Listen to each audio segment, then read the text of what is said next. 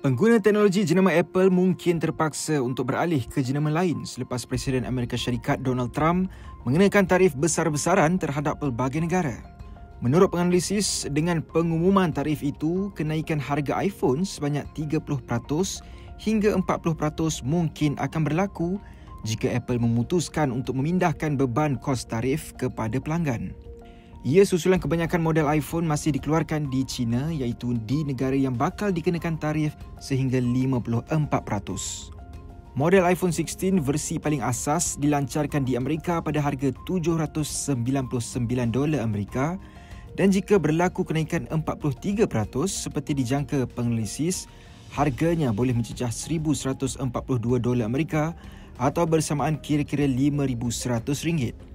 Namun model premium iPhone 16 Pro Max dengan skrin 6.9 inci dan storan 1TB yang kini dijual pada harga $1,599 Amerika berpotensi naik kepada $2,300 Amerika bersamaan RM10,281. Pada hari pengumuman tarif, saham Apple jatuh 9.3%, kejatuhan paling teruk sejak Mac 2020.